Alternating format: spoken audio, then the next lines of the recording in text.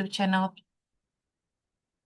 Oke, jadi teman-teman selamat malam semuanya. Perkenalkan saya Apoteker Novi, tutor yang akan bareng-bareng dengan kalian menyelesaikan ya soal-soal farmakokinetik yang sering sekali keluar di tes masuk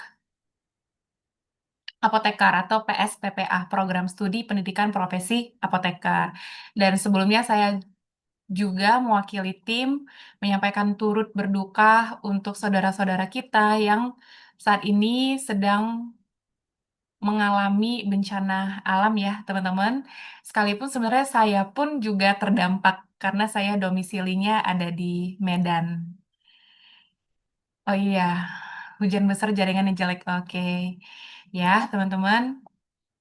Jadi dengan kondisi situasi yang kurang mungkin nyaman di kita, kiranya Tuhan menolong kita agar kelas ini boleh berjalan dengan lancar dan teman-teman dimanapun berada boleh mengikutinya dengan baik.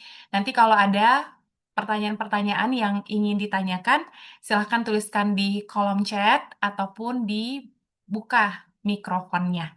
Oke, jadi sebelumnya teman-teman, tak kenal maka tak sayang. Kalau sudah kenal boleh disayang. Oke, perkenalkan saya Apoteker Novi. Saya lulusan apoteker dari Universitas Indonesia, teman-teman. Ya, salam kenal ya semua.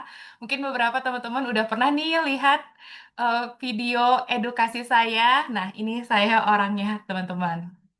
Nah, jadi khusus untuk malam hari ini kita akan bahas soal-soal farmakokinetik, khususnya di bagian intravena. Jadi pemberian obat itu, teman-teman, akan mempengaruhi pergerakan dan bagaimana tubuh kita memproses. Jadi kan farmakokinetika, kinetika itu kan kinetik ya, bergerak. Bergerak di dalam tubuh tentunya organ-organ, terus drug target itu misalnya reseptor memberikan respon, teman-teman. Nah, jadi bentuk pemberian cara pemberian, bentuk sediaan obatnya itu akan mempengaruhi farmakokinetik dari si obat tersebut. Jadi pada malam hari ini kita akan bahas khusus yang pemberian secara intravena, teman-teman. Karena kalau per oral sejauh ini yang pernah keluar itu kalau pemberian per oral itu di ujian seleksi masuk apotekernya Unhas yang ada di Makassar kalau saya tidak salah lokasinya. Oke, nanti kalau nah padahal aku pengennya bahas itu Kak. Misalnya nanti boleh tulis di DM IG ataupun kalau teman-teman udah ikut kelas kita nanti kita akan bantu bales ya, teman-teman, seperti itu. Oke, saya bentar mute handphone saya dulu.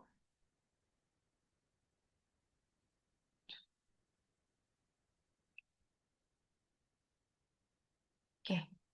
Nah, teman-teman, biar kelasnya makin lancar, teman-teman boleh catat dulu nih rumus-rumusnya. Ya, minimal 3 rumus ini kalian catat dulu. Saya kasih waktunya sekitar 2 menit. Tapi aku males nyatet, Kak. Harus dicatat. Karena ketika kita mencatat, respon otak kita, dia akan menyimpan, teman-teman. Jadi ada tuh efeknya ketika kita menulis. Ya, harus ditulis dulu. Silakan ditulis dulu ya, teman-teman ya. Saya sambil mau charge laptop saya juga.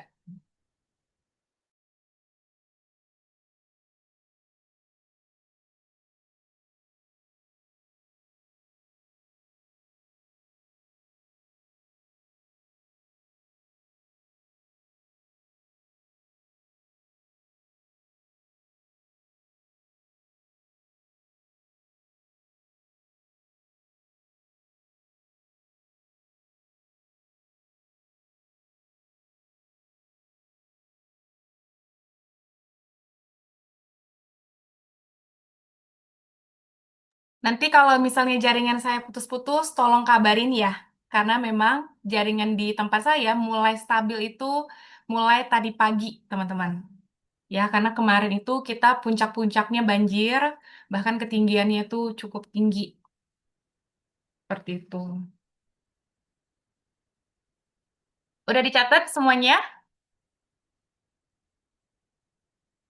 Oke, kalau udah dicatat, saya izin off kamera karena saya menggunakan satu device.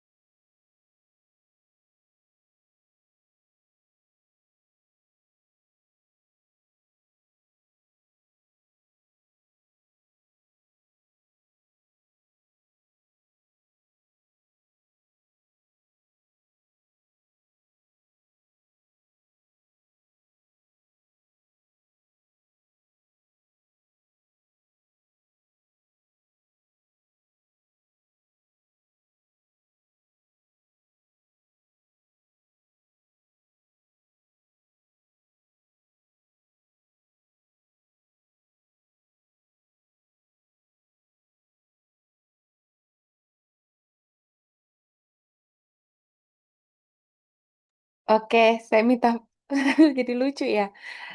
Saya minta bantuan pakai fitur avatar ya, teman-teman, karena saya menggunakan satu device. Nah, jadi teman-teman, saya harap semuanya udah mencatat. Oke. Nah, jadi teman-teman, tadi seperti udah di spill farmakokinetika secara intravena yang fokus hari ini kita bahas. Nah, jadi teman-teman, poin yang akan kita bahas di hari ini adalah yang pertama terkait waktu paruh atau kecepatan eliminasi. Waktu paruh simbolnya yang mana, Kak? Ini, yang T setengah. Kecepatan eliminasi yang simbolnya KL, teman-teman. Nah, jadi di sini kita fokusnya bahas yang orde satu. Oh, sorry. Yang kenapa ini sensitif ya?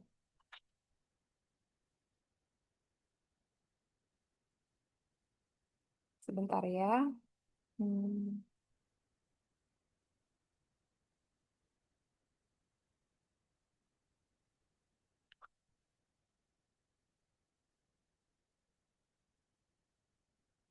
Error sebentar ya, teman-teman ya.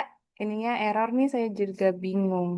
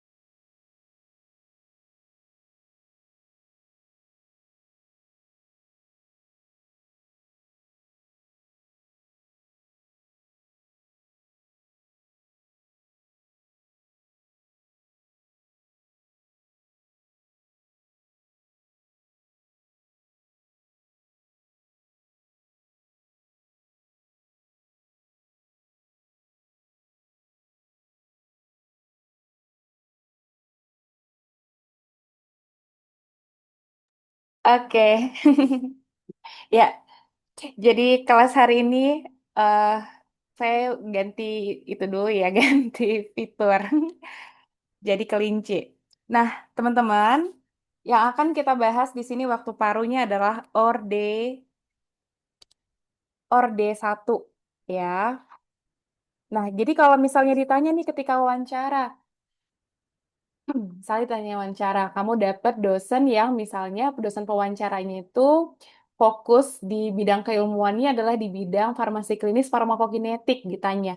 Nah, apa bedanya kalau ada orde satu pasti ada orde nol, teman-teman. Nah, apa bedanya nih waktu paruh obat orde satu dengan orde nol? Eh, tapi di sini area sensitif sih. Hmm. Orde nol, orde satu. Jadi bedanya kalau orde nol itu teman-teman, pelepasan obatnya itu dia udah, kalau saya menyebutnya dia udah konstan. Misal obat X gitu ya, waktu paruhnya itu adalah misal 1 miligram per jam misalnya. Jadi kalau diberikan obat X-nya sebanyak misalnya 2 miligram, berarti waktu paruhnya berapa jam teman-teman? 1 miligram waktu paruhnya, 2 jam. ya good job, 2 jam gitu kalau ordinal. Jadi nanti dia berkurangnya secara konstan. Udah ada udah ada si angka tetapnya, berapa banyak nih obatnya. Oke. Nah, tapi kalau orde satu enggak. Orde satu itu dia waktu paruhnya misalnya em, obat yang awalnya diberikan 50 miligram ya dosis awalnya. Nah, waktu paruhnya adalah per 8 jam.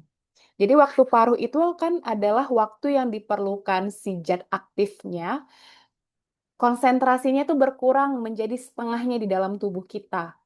Jadi 50 miligram, setengahnya berapa teman-teman? Boleh tuliskan di kolom chat biar nggak ngantuk. Ya, good.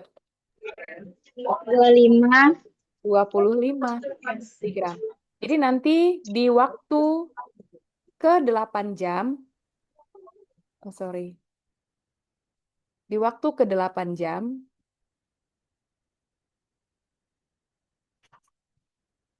ya misal diberikan obatnya jam 6 pagi gitu ya. Jam 6 pagi ditambah 8, 14, berarti jam 2 siang. Nah, obatnya tinggal 25 miligramnya, teman-teman. Terus, 8 jam kemudian, jam 10 malam berarti ya. Jam 10 malam, berarti di sini berapa? Setengahnya. Ya, good. 12,5 miligram. Kayak gitu. Jadi tergambar ya. Perbedaan orde 0 dan orde 1. Nah, jadi pada umumnya obat itu dia ada di orde 1, teman-teman. Sehingga yang paling sering keluar di soal adalah untuk obat-obat yang nantinya kita hitung waktu paruhnya itu mengikuti orde 1. Rumusnya harus ingat nih, 0,693 dibagi kecepatan eliminasi. Nah, jadi kecepatan itu kan berarti berapa banyak nih per waktu. Misal nih kita punya kemampuan motor 10 kilometer per jam. Jadi ada jarak yang terukur. Jadi kalau kecepatan eliminasi di sini kan adalah obat yang terukur gitu. Jadi nanti kita ketemu tuh misalnya 10 mikrogram per jam misalnya gitu. Terukur dia berapa banyak obatnya yang tereliminasi keluar dari dalam tubuh per satuan waktu. Oke, jadi nanti kalau ditanya ketika wawancara, teman-teman udah tahu. Lalu selanjutnya, teman-teman, kenapa sih Kak ini penting banget ngitung waktu paruh dan kecepatan eliminasi? Karena nanti dia akan berhubungan. Jadi rumus farmakokinetik ini dia selalu berhubungan, teman-teman. Berhubungan dengan apa? Clearance total. Clearance total ini beda ya sama clearance kreatinin. Clearance total ini adalah si obat yang dikeluarkan oleh tubuh, gitu ya. Jadi cara ngitungnya bagaimana? Kecepatan eliminasi dikali volume distribusi. Jadi nanti satuannya itu satuan volume per waktu, teman-teman. Kenapa? Karena kita kalikan volume distribusi ini biasanya tuh liter, teman-teman. Biasanya ya. Kecepatan eliminasi itu dia per jam pada umumnya. Tapi nanti kita sesuaikan lagi. Nah, lalu hubungannya apa lagi, Kak? Kita harus tahu rumus clearance total. Nanti hubungannya ke perhitungan laju infus. Tapi laju infus yang bukan tetes per menit ya. Nah, jadi kalau di kelas pejuang apoteker nanti kita bakal munculin tuh kalau ini rumusnya pakai yang ini gitu, teman-teman.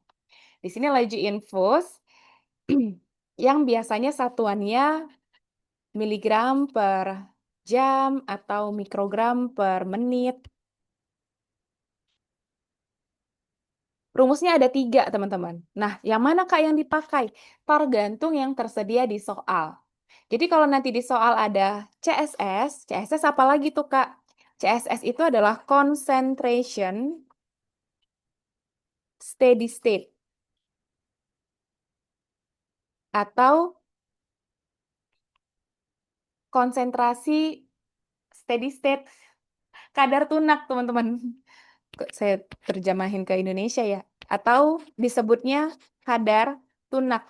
Kadar tunak itu ketika kadar obatnya itu konstan. Nah, seperti ini.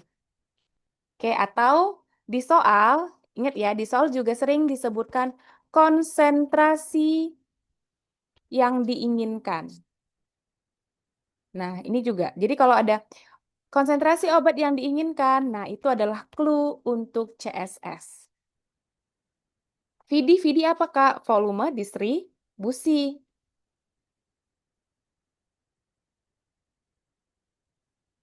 Nah, volume distribusi ini juga beragam, teman-teman.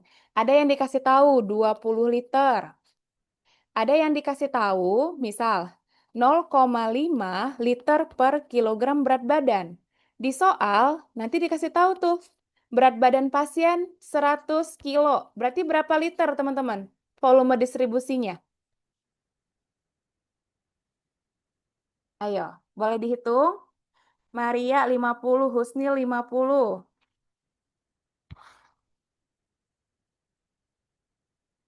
Kurnia 50. Ya, tinggal kita kalikan aja.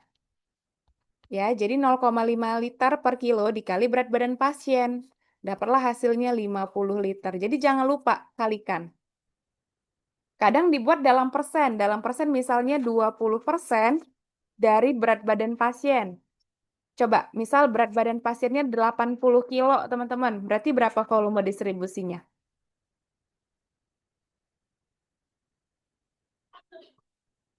Boleh tuliskan di kolom chatnya. Dari semua yang join, ayolah teman-teman. Biar saya juga semakin semangat nih ya.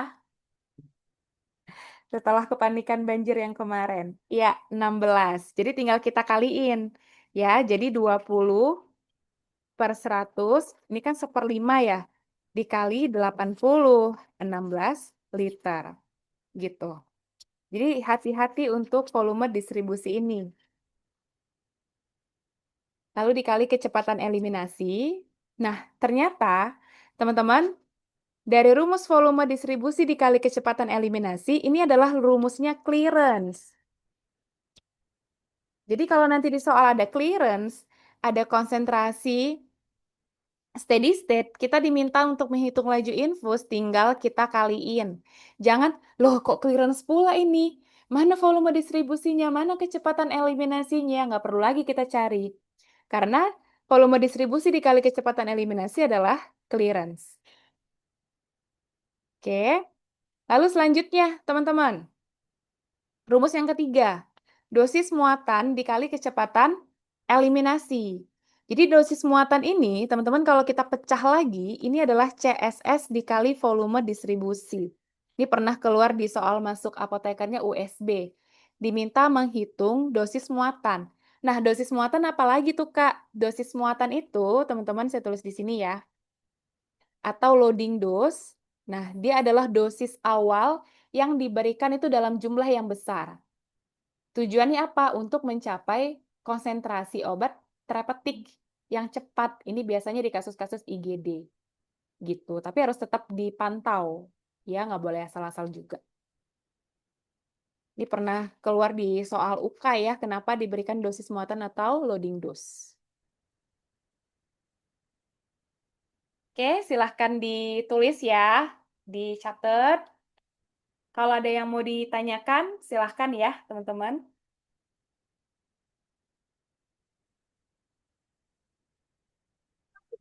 Kak, maaf tadi dosis muatan, kenapa Kak alasannya dikasih? Soalnya tadi putus.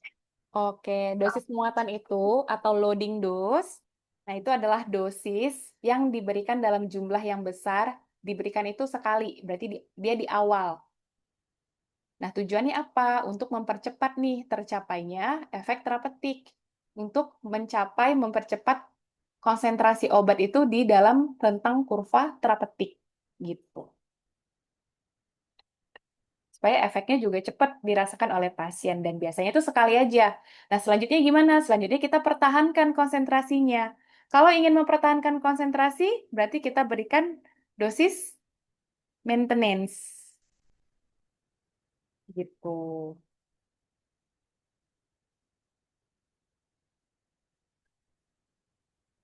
Oke?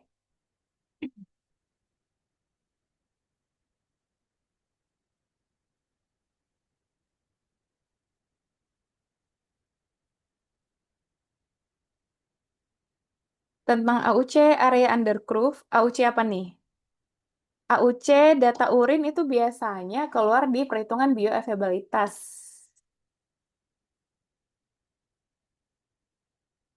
Pada umumnya mau ya keluar satu, kayak gitu. Perhitungan bioavailabilitas absolut, relatif, di situ dia topiknya.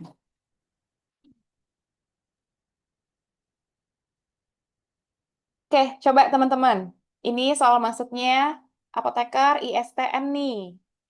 Nah, di sini teman-teman, perhitungannya adalah berapakah nilai clearance total obat tersebut. Di sini ada waktu paru eliminasi 4 jam. Terus ada volume distribusi. Kita berawal dari sini.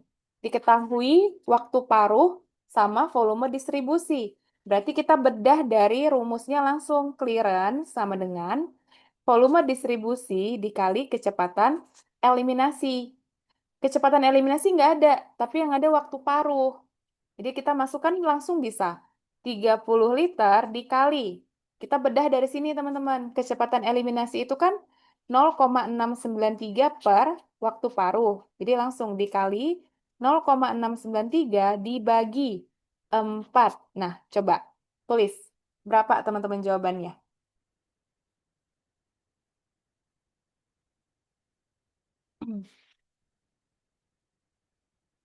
0,173. Lah, kenapa beda ya sama saya ya?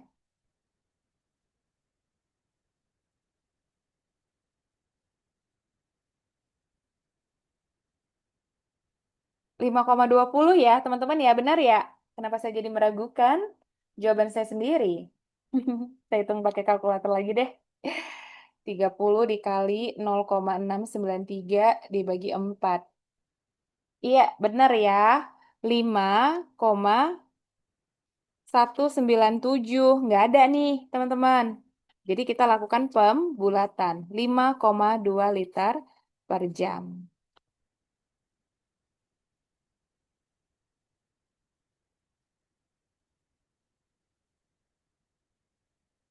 Oke.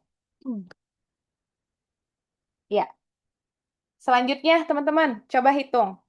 Di soal ini, berapakah clearance total obat tersebut? Ya, jadi kita lihat di sini ada laju infus. Jadi kalau farmakokinetik langsung lingkarin yang ada angkanya. Itu triknya supaya cepat. Lalu di sini ada steady state. Berarti ada CSS. Ya, jadi ini keadaan tunak adalah CSS. Ada laju infus. Yang diminta adalah clearance total, CL. Jadi kita tinggal cari nih rumusnya. CL sama dengan, ya kan, CSS-nya ini jadi pembagi. R dibagi CSS. Jadi clearance sama dengan R-nya 150 dibagi. CSS-nya 5, teman-teman. Ya, betul. 3, 30 ya. 15 bagi 5 adalah 30 liter per jam. Oke, mudah ya? Jadi teman-teman sebenarnya variasi soal itu pada umumnya sama di setiap kampus. Jadi jangan khawatir, ya aku kan pengen kampus yang ini. Ada nggak ya dibahas soalnya? Pasti ada. Nanti dibeda-bedain adalah angkanya, gitu. Mungkin objek pertanyaannya, karena basis soalnya, soal-soal ini adalah dari blueprintnya UKAI, tapi tingkat kesulitannya tidak sesulit UKAI, gitu, teman-teman. Biarpun ada satu dua yang dia sama nih tingkat kesulitannya. Oke. Jadi di sini butuh sekali pemahaman, teman-teman.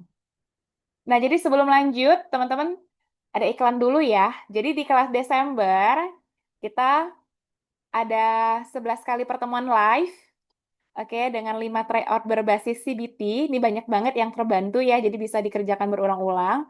Mind mappingnya juga kita update ya, teman-teman, jadi lebih lengkap, jadi lebih colorful.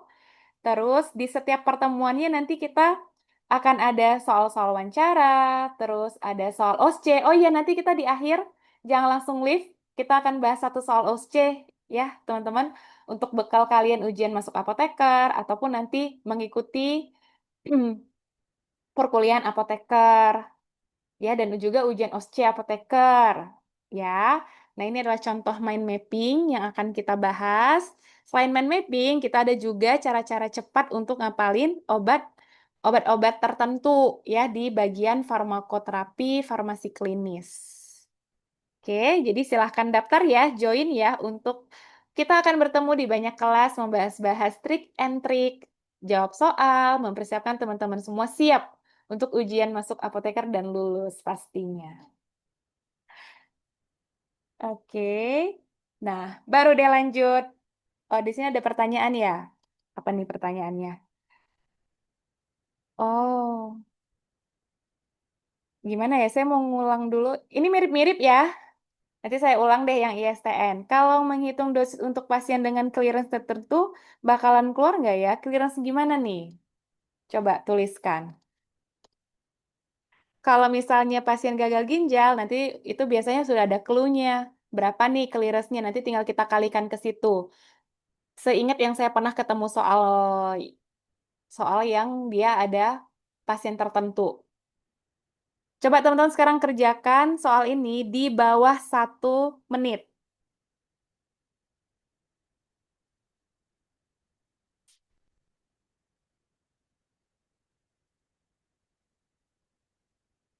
Kenapa ya? Nggak jalan lagi waktunya. 20, 20, 20, 20. 20, 20, 20. Oke, di sini pertanyaannya berapakah clearance dari obat tersebut? Langsung nih, kita tandain 80 miligram. Ini adalah laju, berarti simbolnya R. Terus di sini menunjukkan konsentrasi plasma, ini adalah CSS ya teman-teman ya. Langsung aja R dibagi CSS, 80 dibagi 4. Dapatlah jawabannya 20 liter per jam. Miligramnya bisa kita coret nih. Kayaknya liternya naik per jam. Oke, mantap. Di bawah 1 menit semua ya. Oke nih, soal Unhas. Coba teman-teman, kerjakan. Kenapa ini nggak bisa di-start ya?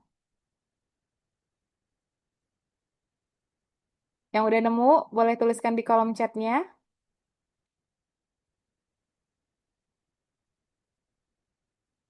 Oh, bisa, bisa. C, C, C, C, 25, 25. Wow, di bawah 1 menit ya, semuanya ya. Keren, keren, keren, keren. Hanya 30 detik kalian sudah bisa menyelesaikannya. Jadi nanti sisa waktu yang banyak itu untuk menyelesaikan soal-soal yang rumit, teman-teman, gitu caranya. Jadi cara kita mengerjakan soal CBT, jadi kalau saya ya, konsepnya, kalau misalnya rumit, saya skip dulu. Tapi saya kan biasa kita dikasih kertas sele-sele ya, atau coret-coret. Nah, di situ kita kasih kode. Misalnya soal nomor 8, 8 gitu. Jadi, kalau menurut saya, jangan dulu kita isi ragu-ragu. Kita kosongin aja dulu. Mana tahu setelah nanti semua kita udah selesaikan, kita kembali lagi ke soal itu, kita bisa mencari dengan jawaban yang benar gitu. Tapi kalau misalnya banyak sekali yang kita isi dengan ragu-ragu, kita bingung mana yang ragu-ragu sesungguhnya, mana yang ragu-ragu sebenarnya hanya karena emosional pikiran kita gitu. Ya, cara jawabnya nanti kayak gitu. Karena di CBT itu, kalau pengalaman saya UKAI, itu bisa kita jawab ada ada clue ragu-ragu. Seingat saya tuh gitu. Ya. Ini jawabannya adalah 25. Nah, di sini ditanya adalah triknya juga dalam mengerjakan soal, kita baca dulu pertanyaannya. Berapakah laju infus R yang harus diatur pada alat infus pump? Di sini diketahui apa? Clearance 2,5 liter per jam, lalu konsentrasi target dalam plasma 10 miligram per liter. CSS, berarti ada clearance CSS. Kalau udah ada CSS dan clearance, kita langsung bisa hitung laju infus. Diapakan? Dikalikan ya, teman-teman. Jadi 10 miligram per liter dikali 2,5 liter per jam. Liternya dicoret, maka hasilnya 25 miligram per jam. Gitu.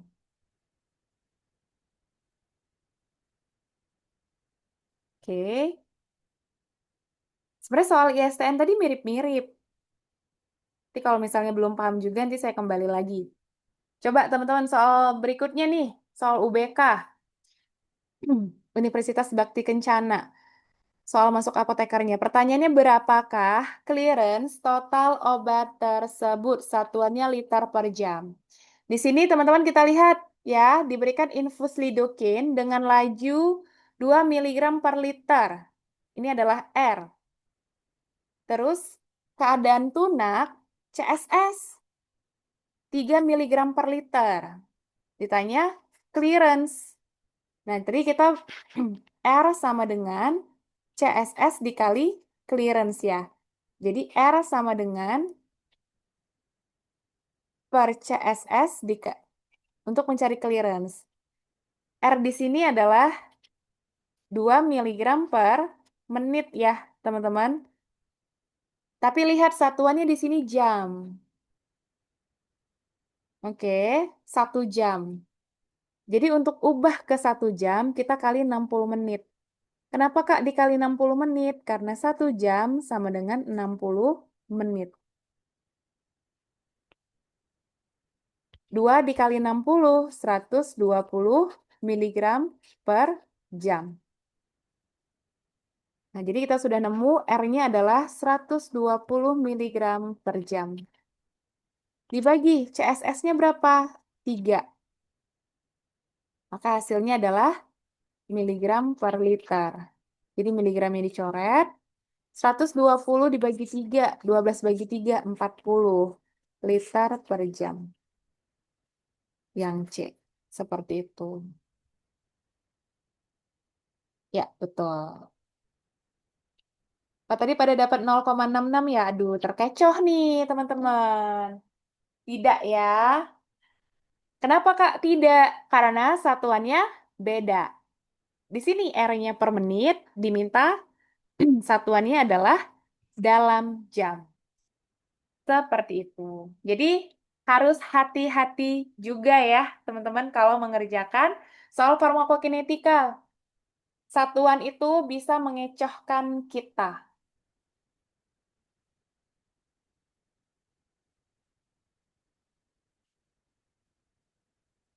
Oke.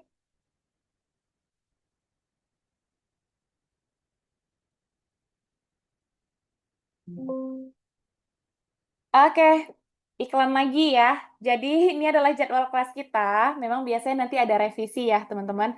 Di sini kita masukkan pagi, tapi sebenarnya hampir setengah kelas itu ada yang siang dan beberapa nanti ada yang malam, seperti itu. Tapi biasanya kalau Desember itu kita udah mulai banyak libur. Nah, itu mungkin akan banyak di siangnya, teman-teman. Jadi Kak, kalau nggak ikut kelas gimana? Kalau nggak ikut kelas nanti bisa lihat rekaman kelasnya dan bisa tetap diskusi ya. Jadi di sini dianjurkan kalau mau diskusi boleh banget melalui grup teman-teman biar nanti yang lain pada pengen bertanya itu tapi mungkin malu-malu jadi bisa baca juga. Seperti itu. Oke, jadi nanti ini adalah daftar-daftar materi yang akan kita bahas. Teman-teman yang udah ikut batch berikutnya mau ikut lagi boleh banget karena kita ada mind mapping yang lebih update, terus OC-OC kita juga lebih update dan lebih lengkap lagi pastinya. Aduh, tintanya dong Kak, saya baru semester 3. Apakah pasti keterima? Nah, kalau itu saya belum tahu ya. Karena kepastian itu tidak bisa dimutlakan. Ah, apa nih? Mungkin tidak soalnya dalam satuannya gram per liter. Kalau misalnya gram per liter gede banget ya, dosis obat awalnya. Kalau ditanya kemungkinan mungkin, tapi biasanya sejauh ini belum pernah saya temukan. Karena kalau dalam gram per liter, berarti dosis yang diberikan itu banyak sekali.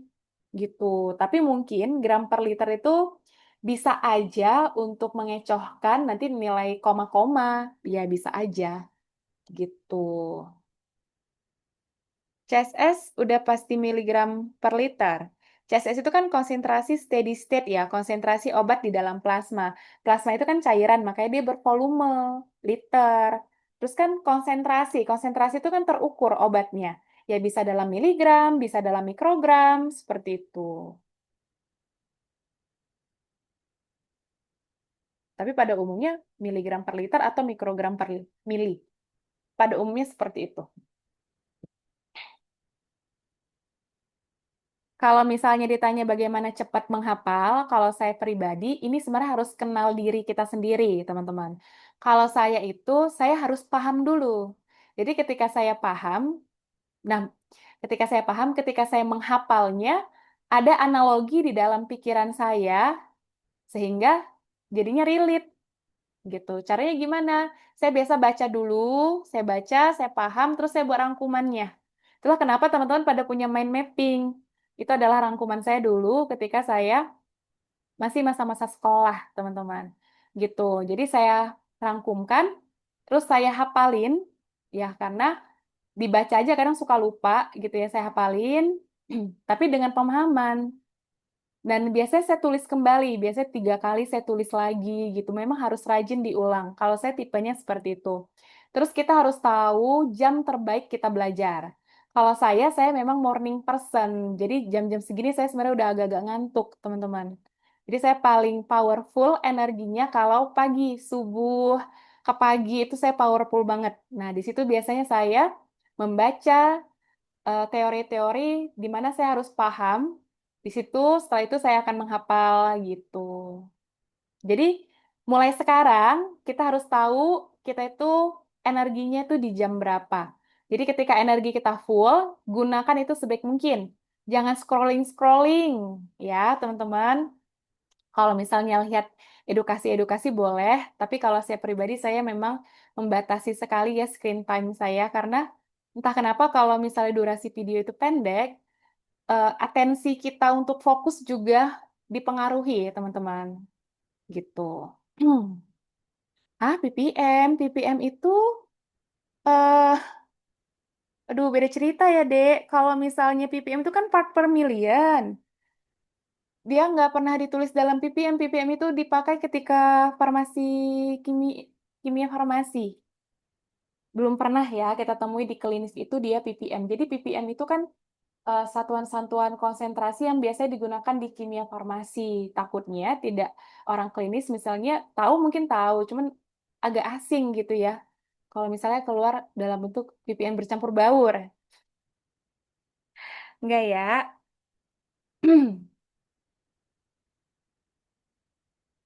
Waduh, ternyata kita sudah 1 jam aja guys, nggak terasa.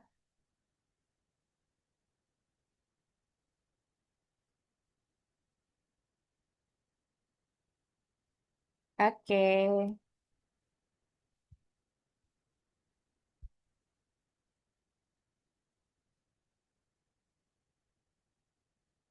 Kalau itu tergantung kampusnya ya. Mau langsung jadi dosen, S2 farmasi. Jadi memang kalau dosen itu kan persyaratannya pendidikannya minimal S2. Kayak gitu. Nah, tapi outputnya ketika kita jadi apoteker dan S2 itu beda ya, teman-teman ya, ruang lingkup pekerjaannya. Karena saya mengalaminya, menjalaninya. Jadi saya bisa bilang gitu. Oke. Nah, terkait OSCE, teman-teman, Objective Structure Clinical Examination. Jadi kalau OSCE ini, teman-teman ada kampus yang mengadakan ujian seleksinya ada OSCE, ada yang tidak. Nah, jadi OSCE itu sendiri, teman-teman, dia terbagi kalau untuk ujiannya, jadi soalnya itu ada di bagian pembuatan, distribusi, dan pelayanan. Nah, jadi yang hari malam ini kita bahas di bagian pelayanan. Di bagian pelayanannya pun nanti ada lagi teman-teman beda-beda. Ada swamedikasi, ada DRP, terus ada konseling, terus kita bisa juga DRP itu apa Kak? Drug related problem. Jadi kita menganalisis masalah yang dialami pasien, apakah sudah tepat nih obat-obatnya atau perlu rekomendasi. Kenapa? Ini saya ini ya. Oke. Ngebahas yang tadi. Ya. Jadi kalau drug related problem itu misalnya kita menganalisis nih terapi pasien, apakah butuh rekomendasi obat-obat yang lain, contohnya seperti itu, atau ada obat yang harus di stop. Nah, contohnya seperti itu. Di malam hari ini, teman-teman, di malam hari ini kita fokusnya di konseling, ya. Nah, teman-teman boleh tuliskan di kolom chat dulu biar seru, ya. Pertanyaan saya adalah, oke, thank you. Nah, pertanyaan saya adalah gini, kan konseling, swamedikasi, itu kan sama-sama pelayanan informasi obat ya, ataupun misalnya pasien datang membawa resep, kita siapkan obatnya, terus kita berikan. Ketika berikan kan juga, ini ya Pak, obatnya diminum sesuai ininya, etiketnya, kan tidak seperti itu ya. ada pelayanan informasi obat di dalamnya juga. Nah, teman-teman, coba kalian tuliskan di part apa sih bedanya kalau misalnya kita melakukan pelayanan informasi obat, ya, ketika kita melakukan konseling ataupun misalnya swamedikasi. Kalau swamedikasi itu kan kita merekomendasikan, pasti itu satu ya, merekomendasikan. Kalau konseling udah jelas nih obatnya udah ada di dalam resep. Nah, selain itu apa teman-teman yang membedakan? Di bagian pelayanan informasi obatnya. Boleh tuliskan di kolom chat.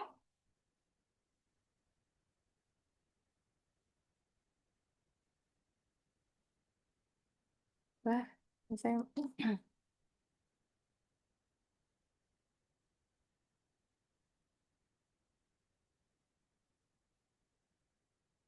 ya, betul ya. Jadi kalau nanti bentrok, tenang aja, ada kelas recordingnya. Teman-teman, boleh tuliskan di kolom chat. Yang paling benar, saya sebenarnya pengen hadiahkan buku endokrin. Cuman kan takutnya nanti jauh banget ya. Mungkin kalian bisa check out buku edisi satu atau edisi 2. Nanti saya bonuskan endokrin, biar nanti makin banyak nih kajian-kajian resepnya. Three Fine Question. Selain three form question, di bagian pelayanan informasi obatnya, three form question itu kan kita menanyakan ya, di dalam pelayanan informasi obat suami dikasih, kita juga menjelaskan obat, indikasinya, waktu dan durasi penggunaan obat. Oke, pokoknya ada satu yang spesifik banget. Iya betul, itu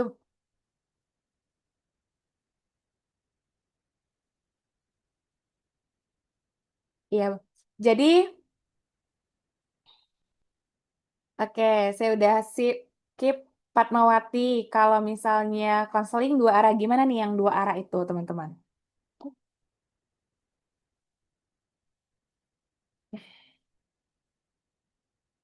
Kehamilan untuk wanita pasti kita tanya lah, ya. Sedang hamil nggak, Bu? Apalagi kalau misalnya pasiennya sedang mengkonsumsi eh, eh, pil KB. Kalau misalnya mengkonsumsi pil KB, yang kombinasi bahkan kita harus tanya sedang menyusui atau tidak. Karena nggak tepat ya kalau yang kombinasi, bisa stop nanti ASI-nya. Yo, apa teman-teman?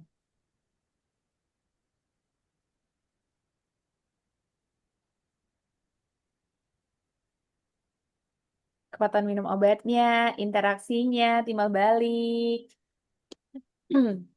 Oke, alergi atau tidak, itu harus ditanyakan. Bedanya kalau konseling, ini dia, verifikasi akhir atau back. Jadi kita minta bap pasien tersebut, karena di sini bapak-bapak ya, makanya dibilangnya bapak ya teman-teman. Kita minta pasien tersebut untuk mengulangi ya informasi atau cara minum. Kalau di sini karena dua obat, kedua obat ini. Gitu. Jadi Kak, kalau misalnya suami dikasih, enggak, teman-teman. Jadi pernah nih kejadian waktu kita masih studi, teman saya mungkin lupa karena grogi ya, karena saat itu kita ujian, diminta pasiennya mengulang kembali. Aduh, itu langsung tidak lulus, teman-teman. Oke, jadi ingat kalau konseling itu jangan pernah lupakan dan harus ingat ya kalau kita minta kembali feedback dari pasien untuk mengulang informasi minimal obat yang sudah kita berikan atau kita jelaskan. Gitu. Oke, tapi kalau misalnya di suami dikasih, ataupun di misalnya pelayanan informasi obat yang lain, cukup kita tanyakan apakah informasi ini sudah cukup. Jika pasien ini sudah jawab sudah, dah oke kita serahkan obatnya. Gitu.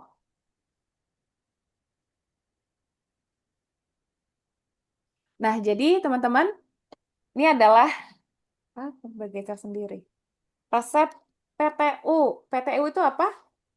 Di sini Tuan Marwan, aduh, Tuan Marwan mengeluhkan jantung berdebar, gelisah, berat badan menurun drastis dan sering berkeringat. Nah, ini adalah gejala-gejala pasien hipertiroid, teman-teman. Pasiennya laki-laki. Ayo, yang mungkin ikut batch sebelumnya, Dikasih profil Tio Urasil, udah cocok belum?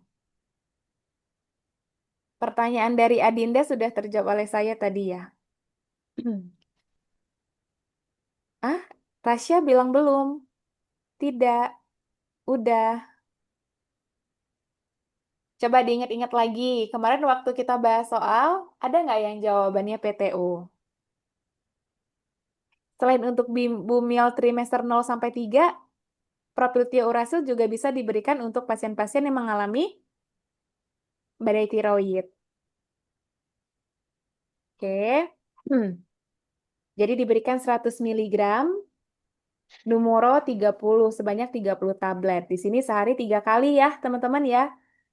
Sebanyak masing-masing 1 tablet. Berarti ini habis untuk berapa hari teman-teman obatnya? Konsumsi berapa lama?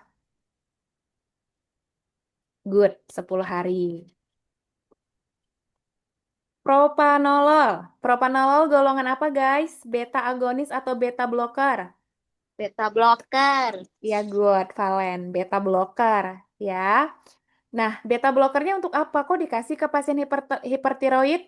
Bisa jawab, Valen. Kan pasiennya nggak hipertensi.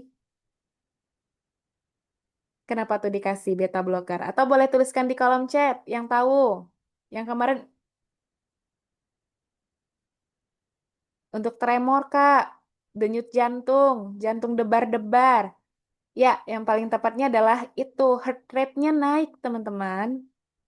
Jadi untuk menurunkan heart rate pasien, makanya dikasih propanolol 10 miligram sebanyak 20 tablet. Nah, kalau 20 tablet, sehari 3 kali masing-masing 1 tablet, ini berapa hari, teman-teman, untuk berapa hari?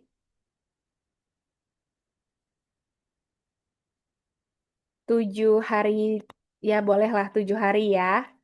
7 hari nggak nyampe sebenarnya ya kan? Nah, jadi beda nih. Satu 7 hari, satu 10 hari. Gimana? Berarti kita sampaikan nanti, teman-teman. Oke, sorry ya. Jadi, di sini jumlahnya kan 20 tablet, ya. Habis dalam waktu sekitar 1 minggu. Kita sampaikan, Bapak, obat ini akan habis dulu daripada si propiltio urasil.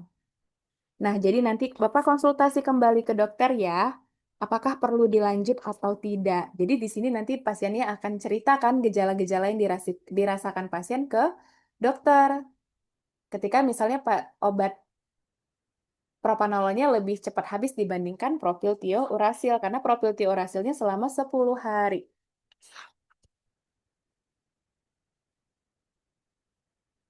Nah, dan obat ini bisa diminum berbarengan. Gitu. Untuk PTU itu disarankan minum setelah makan. Tulis nggak di sini ya, 3 kali sehari. Waktu minum sangat disarankan pada jam yang sama. Ini juga harus disampaikan ya, teman-teman. Misalnya interval 8 jam, kita udah tentuin nih, 6 pagi, 2 siang, dan 10 pagi. Oke, nah telan utuh dengan air putih ini dia, sesudah makan. Untuk mengurangi rasa tidak nyaman di lambung. Jadi PTU ini punya side effect, dia bisa mengiritasi lambung. Gitu. Dan obat ini bisa dikonsumsi bersama-sama. Ini untuk cara minum obatnya. Nah, kalau misalnya ditanya, gimana sih Kak alur step by step counseling itu? Nah, jadi teman-teman pastinya panggil dulu pasiennya. Oke, terus perkenalkan diri kalian, terus konfirmasi pasien. Ya, nama, terus tanggal lahir, alamat, berat badan, yang tertera di sini, yang tertera di resep. Jadi yang kita konfirmasi apa Kak yang ada identitas pasien di resep? Ya, jangan tanya yang lain dari itu. Misalnya kesukaan Bapak apa gitu, jangan. Ya, jadi nama pasien kita minta disebutkan kembali, usia, tanggal lahir jika ada, terus berat badan. Karena kalau misalnya di sini nih kan tidak ada tanggal lahir, terus kita minta tanggal lahir pasien. Nah, biasanya pasien itu udah di briefing dulu, teman-teman, kalau kasus OSC. Ya bisa aja disebutkannya. Atau dia diem aja. Gitu karena dia di briefing kalau nanti di luar jawaban itu jawab nggak tahu gitu nanti kita nggak tahu kita udah ini ya udah panik Ah, tahu gitu. Berarti itu seharusnya tidak perlu ditanya, bisa jadi. Oke. Lalu kita izin minta waktunya, ya kita konfirmasi resepnya, izin minta waktunya, terus kita berikan three prime question. Efek samping dan peringatan yang harus kita sampaikan juga, saran-saran non-farmakologi, dan akhirnya adalah verifikasi akhir. Seperti itu. Oke, thank you everyone. Sampai ketemu di kelas Desember ya, teman-teman, untuk lebih detail yang akan kita bahas-bahas soal-soal berikutnya. Hmm, PX Lasa. Saya nggak tahu nih apa PX Lasa. Biasanya jika PX Lasa perlu PX Lasa. Saya nggak tahu PX Lasa. Apa tuh, Dek? PX Lasa. Perlu tanggal lahir pasien, Kak. Oh, alah, pasien lanjut usia. Pasien, teman-teman, coba deh. Kalau dari clue saya tadi, kebetulan, kapan kita tanyakan ini? Usia atau tanggal lahir tadi ditanya, saya lupa. Nah, teman-teman, saya tanya dulu nih. Tanggal lahir perlu kita tanya ketika tertulis di dalam resep atau tidak ada?